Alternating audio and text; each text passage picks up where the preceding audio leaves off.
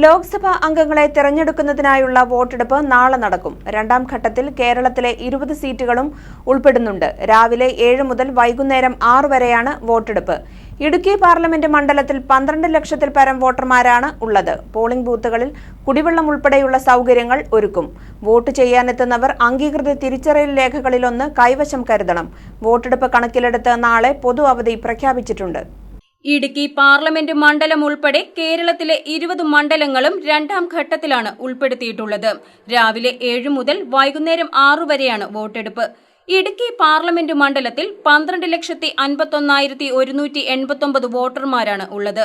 Service vote ചെയ്തവരും home voting നടത്തിയവരും ഒഴികെയുള്ളവരാണ് പോളിംഗ് ബൂത്തിൽ എത്തേണ്ടത്. കോതമംഗലം, മൂവാറ്റുപുഴ, പീരുമേട്, ഇടുക്കി, തൊടുപുഴ, ഉടുമ്പൻചോല, ദേവികുളം എന്നീ 7 നിയമസഭാ മണ്ഡലങ്ങളാണ് ഇടുക്കി പാർലമെന്റ് മണ്ഡലത്തിൽ ഉൾപ്പെടുന്നത്. കോതമംഗലത്ത് 1,71,388 വോട്ടർമാരും മൂവാറ്റുപുഴയിൽ 1,87,234 വോട്ടർമാരുമാണ് ഉള്ളത്. രണ്ടിടത്തും സ്ത്രീ വോട്ടർമാരാണ് കൂടുതൽ. മൂവാറ്റുപുഴയിൽ 3 ട്രാൻസ്ജെൻഡർ വോട്ടർമാരുണ്ട്. ഇടുക്കിയിൽ 18,748 കന്നി വോട്ടർമാരാണ് ഉള്ളത്. കോതമംഗലത്ത് 3,086 കന്നി വോട്ടർമാരുണ്ട്. 7 സ്ഥാനാർത്ഥികളാണ് ഇടുക്കിയിൽ ജനവിധി തേടുന്നത്. പോളിംഗ് ബൂത്തുകളിൽ തെരഞ്ഞെടുപ്പ് കമ്മീഷൻ നിശ്ചയിച്ചിട്ടുള്ള മുഴുവൻ സൗകര്യങ്ങളും ഏർപ്പെടുത്തുമെന്ന് ജില്ലാ കളക്ടർ NSK ഉമേഷ് അറിയിച്ചു. കുടിവെള്ളം, തണലിനായി പന്തൽ, ഭിന്നശേഷിക്കാർക്ക് ബൂത്തിലെത്തുവാനുള്ള സംവിധാനം, ഹെൽപ്പ് ഡെസ്ക് എന്നിവയെല്ലാം ഓരോ ബൂത്തുകളിലും ഉണ്ടാകും.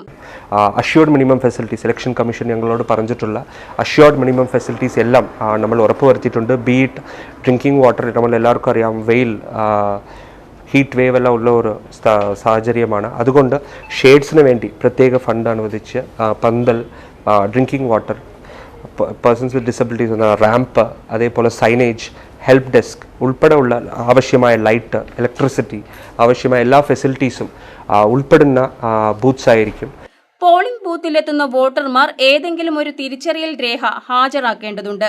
Voter ID card, Aadhaar card, PAN card, ഭിന്നശേഷി തിരിച്ചറിയൽ കാർഡ്, ഫോട്ടോ പതിച്ച സർവീസ് ഐഡന്റിറ്റി കാർഡ്, ഫോട്ടോ പതിപ്പിച്ച post office card, bank passbook, driving licence, passport, photo പതിപ്പിച്ച പെൻഷൻ രേഖ തുടങ്ങി 23 രേഖകൾ തിരിച്ചറിയൽ രേഖയായി അംഗീകരിച്ചിട്ടുണ്ട്.